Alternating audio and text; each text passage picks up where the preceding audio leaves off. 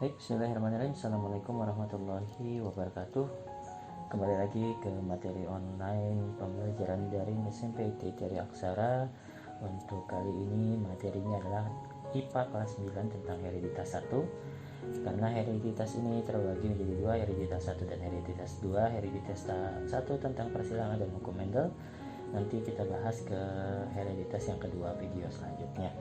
Untuk memastikan kalian menonton video ini sampai habis, di sela-sela video nanti Bapak akan munculkan huruf-huruf, Bapak sebutkan huruf, dan tugas kalian adalah menyusun huruf-huruf tersebut dari awal sampai akhir sehingga menjadi suatu kata, dan kata itu dikirimkan ke WA pribadi ke Bapak.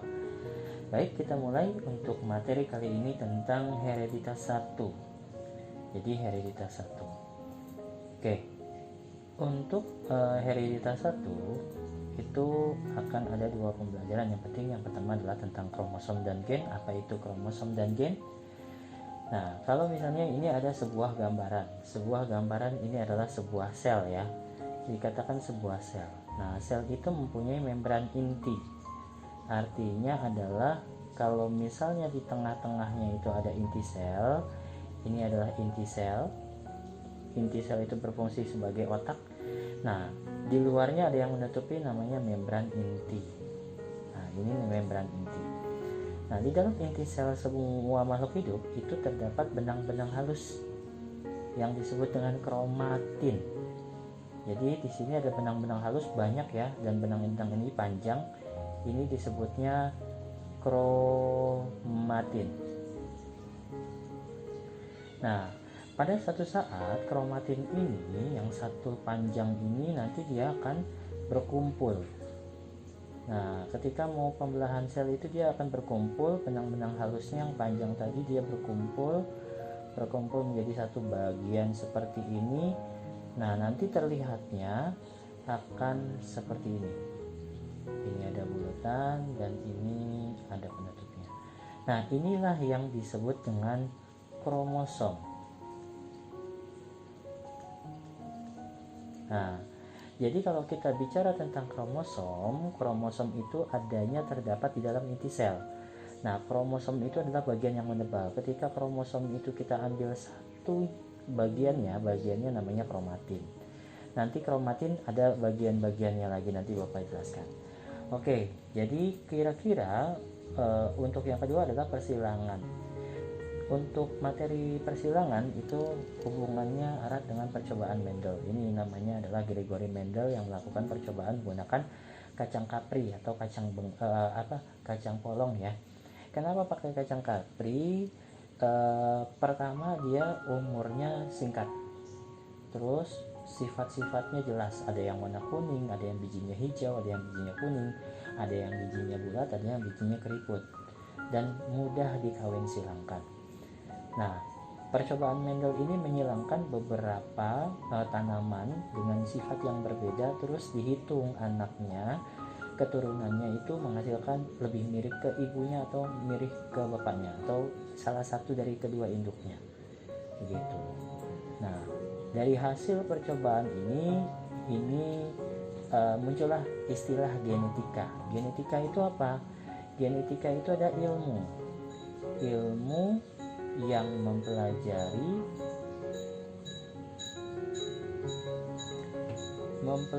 gen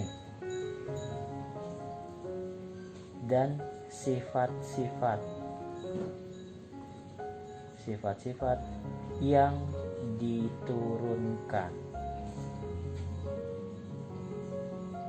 Nah, kata kuncinya adalah sifatnya diturunkan. Sifatnya diturunkan ini artinya diturunkan ke keturunannya. Ilmu yang mempelajari tentang gen, sifat-sifat yang diturunkannya. Nah, sejak saat itu Gregory Mendel disebut sebagai bapak genetika. Oke, ada perbedaan antara kromosom dan gen. Nah, kita lihat di sini ada videonya. Ini adalah video tentang kromosom. Kita lihat ya.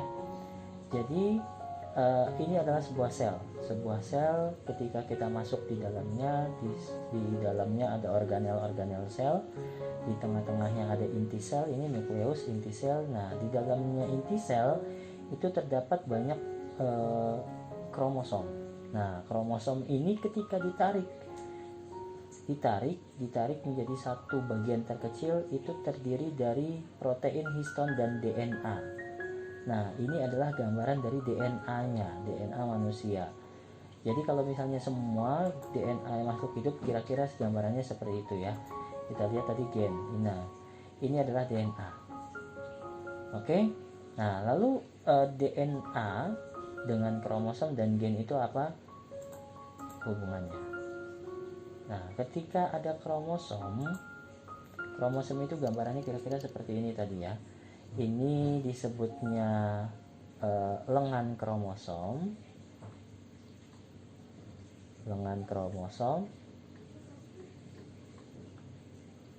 Lalu di sini di tengah-tengah itu ada sentromer.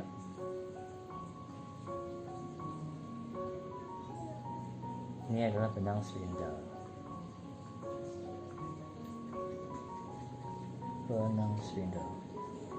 Baik. Nah, tadi kromosom. Jadi kromosom dengan gen itu apa perbedaannya, apa hubungannya? Jadi kalau misalnya itu hubungannya sama DNA.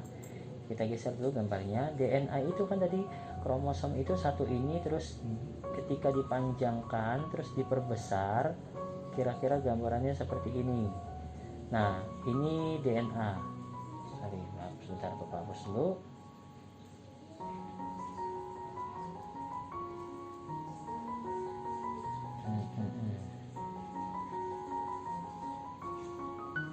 Oke. Ini ketika diperpanjang, ini benang-benangnya terus diperbesar, itu akan ketemu yang namanya DNA. DNA itu gambarnya double helix, jadi kira-kira gambarannya kayak seperti ini. Nah, ini adalah DNA, panjang untaiannya. Nah, DNA itu karena saking panjangnya itu ada bagian-bagiannya, misalnya dari sini sampai sini. Ini yang membawa warna rambut. Warna rambut manusia hitam atau putih atau pirang ini ada di dalam gen. Terus apalagi misalnya dari sini sampai sini ya, ini adalah gen bentuk rambut. Ada yang bentuk rambutnya lurus, ada yang bentuknya keriting, ada yang ikal dan segala macamnya. Sampai ke yang psikis, misalnya dari sini sampai sini itu adalah yang membawa sifat pemarah. Nah, bagian-bagian dari DNA ini, DNA yang panjang, bagian-bagiannya yang tadi warna rambut, bentuk rambut, pemarah, itu adalah gen. Ini gen warna rambut, ini gen bentuk rambut. Jadi gen itu adalah bagian-bagian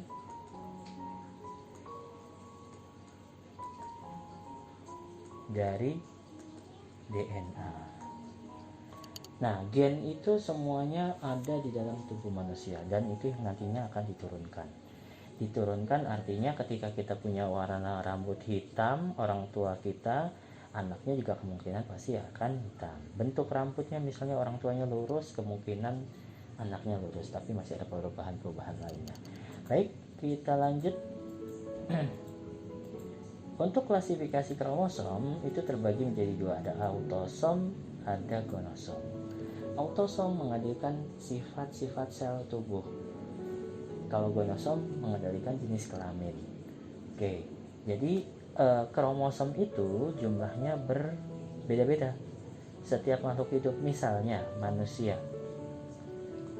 itu punya 46 buah kromosom. Terus misalnya kera itu punya 48 kromosom. Ada kucing misalnya, kucing itu punya 38 kromosom. Nah, masing-masing berbeda. Nah, kromosom itu terdiri dari dua, autosom dan gonosom. Jadi autosom itu jumlahnya 44, sedangkan gonosom jumlahnya hanya 2. Itu jumlahnya 44. Nah, kalau autosom itu mengandalkan sifat tubuh. Sifat tubuhnya berarti yang mana?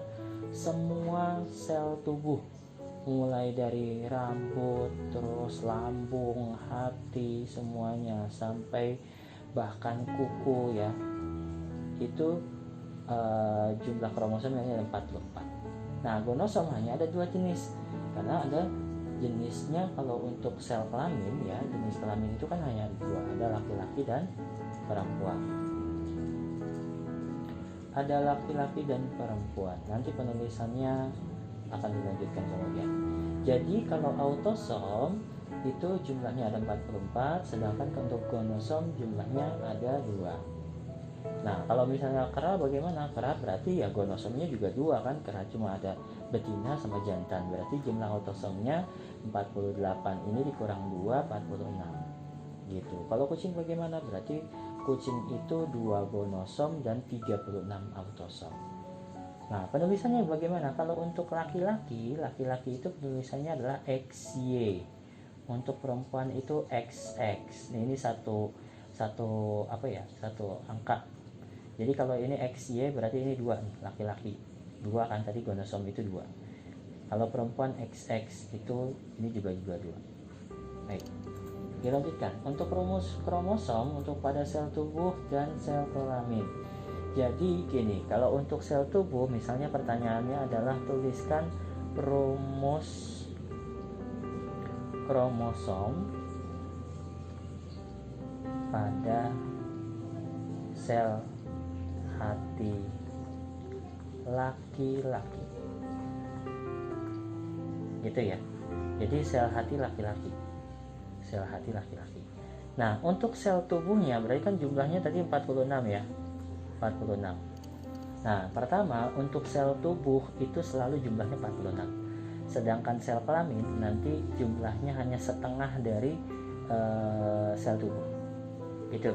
Nah, sekarang gini. Ini rumus kromosom pada sel hati. Sel hati itu kan sel tubuh. Nah, penulisannya adalah karena dia laki-laki tadi XY kan. Oke, XY. XY itu berarti ini sudah 2, berarti sisanya dari 46 sisanya adalah 44, berarti penulisannya seperti ini. 44A untuk lambang autosom, jadi autosomnya ada 44 ditambah XY, ini laki-laki gitu ya. Jadi 44A ditambah XY, ini adalah rumus dari sel tubuh, kromosom sel tubuh. Nah, kromosom itu uniknya adalah dari 46 buah ini ada yang sama bentuknya. Jadi ketika ada kromosom bentuknya seperti ini, ada pasangannya bentuknya seperti ini, sama persis. Ada yang kromosom bentuknya seperti ini, ada pasangannya sama persis. Ada yang bahkan bentuknya hanya seperti ini, ada pasangannya yang bentuknya seperti ini persis. Jadi karena dia berpasangan, dia bisa dituliskan. Jadi ada yang penulisannya secara berpasangan. Kalau penulisannya berpasangan ditulisnya sebentar. Ditulisnya 22AA plus XY. Gitu. Jadi 22AA, double A-nya. A-nya double itu menandakan bahwa 44 ini jumlah sebenarnya adalah 44. 22 ini jumlahnya sebenarnya adalah 44. Ini jadi untuk penulisan sel tubuh ya, sel tubuh yang somatik pada laki-laki. Bagaimana kalau pertanyaannya diganti, misalnya ya, tentukan rumus kromosom kuku perempuan. Nah, kan kita tahu tadi perempuan itu XX ya, berarti 2-nya di sini. Berarti kromosom penulisan sel kuku itu karena dia sel kuku masuknya sel tubuh, berarti ditulisnya adalah di sini 44A plus XX atau 22AA plus XX. Nah, ini adalah penulisan untuk rumus kromosom kuku perempuan. Nah, kalau pada sel kelamin itu jumlahnya hanya setengahnya. Nah, sel kelamin itu kan cuma ada 2 tempatnya, sperma untuk laki-laki dan ovum pada perempuan. Nah, penulisannya bagaimana? Penulisannya itu setengah dari kromosom somatik. Jadi kalau kromosom sel tubuh itu jumlahnya 46 tadi, di sini hanya ada 23. Nah, 23-nya begini. Sperma itu kan tadi kalau laki-laki itu ada XY kan? Gini. Dan ovum itu ada XX. Oke, sekarang penulisannya. Autosomnya hanya setengah dari depannya, hanya setengah dari autosom. Jadi tulisannya adalah 22A plus X saja Kalau laki-laki atau, ini kan pada laki-laki ada dua jenis kan, ada Y-nya juga, atau 22A plus Y. Ini adalah penulisan rumus kromosom pada sperma. 22A plus X atau 22A plus Y, karena ini dibagi dua ya. Nah, kalau ovum bagaimana? Ovum itu kan ini sama ya, ini bagi dua, yang satu X berarti 22A plus X, atau karena dia yang satu X sama aja, jadi 22A plus X saja untuk penulisan kromosom pada sel ovum. Begitu. Oke, selanjutnya masuk ke persilangan. Nah, sebelum masuk ke persilangan, kita harus mengerti dulu istilah-istilah yang ada di dalam persilangan. Yang pertama parental. Parental itu dari bahasa Inggris parents, artinya adalah induk. Berarti ini adalah induknya. Induk, lambangnya ini harus hafal P. Gamet itu sel kelamin. Jadi dari gamet itu artinya adalah sel kelamin. Ini sel kelamin. Oke, nanti Bapak jelaskan. Sel kelamin itu setengah dari genotip. Nah, genotip ini apa nanti Bapak jelaskan. Jadi yang harus kalian pahami adalah gametnya dulu. Gamet itu setengah dari genotip. Filial itu artinya keturunan atau anakan ya, anakan. Nah, ini tadi gamet lambangnya G ya. Kalau untuk anakan lambangnya F1. Ini kalau anakan pertama itu namanya F1. Nah, kalau anakan ini sudah besar, terus dia misalnya kawin atau nikah lagi gitu ya, menghasilkan anak lagi, artinya cucu kan. Nah, cucu itu lambangnya ada F2, berarti keturunan kedua. Artinya kalau sudah F2 berarti orang tuanya F1 gitu. Ini lambangnya P, G, dan F. Oke. Nah, untuk gamet kita lewat dulu cara-cara mencari gamet. Kita masuk ke ini contoh soalnya nanti. Nah, ini ada fenotip, genotip, dan istilah dominan dan resesif. Oke, sekarang Bapak jelaskan fenotip itu artinya adalah huruf pertama untuk kata tersembunyinya adalah huruf G. Oke, huruf pertamanya adalah huruf G. Baik, balik lagi ke fenotip. Fenotip itu adalah semua sifat yang bisa ditangkap oleh indera.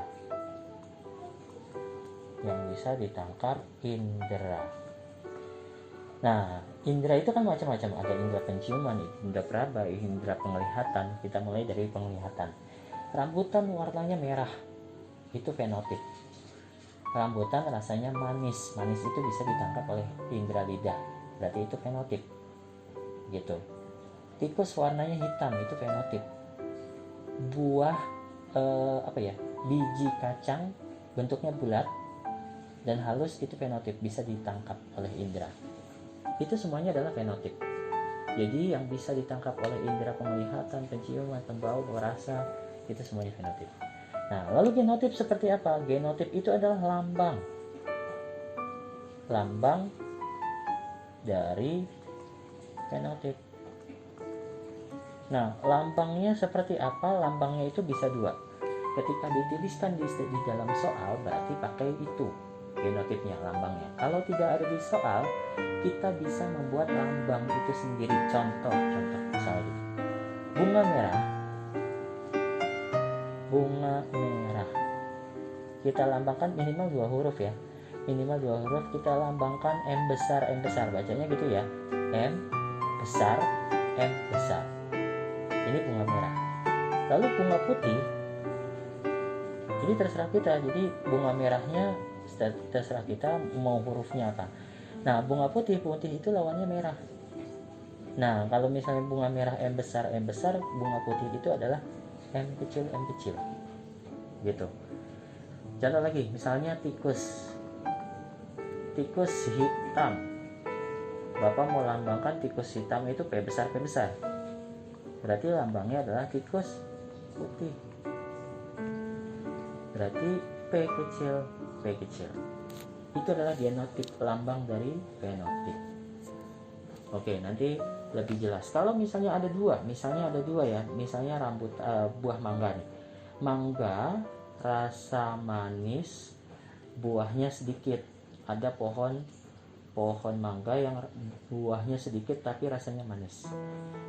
Kalau misalnya ada dua huruf seperti ini, berarti penulisan genotipnya harus ada 4.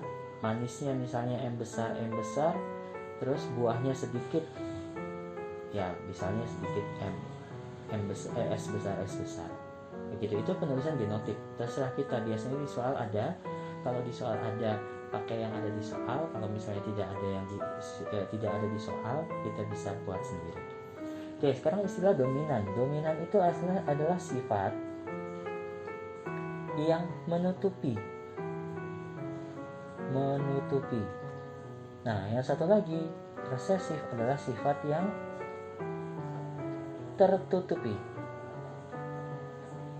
Oke, sifat yang menutupi, sifat yang tertutupi. Analoginya adalah seperti ini. Misalnya ada kertas merah dan ada kertas hitam. Nah, kertas hitam ini maksudnya nanti hubungannya ke persilangan ya. Kalau misalnya ada salah satu induk yang dominan, ada salah satu induk yang resesif, ketika bertemu yang muncul adalah yang dominan, sifat yang menutupi yang menang.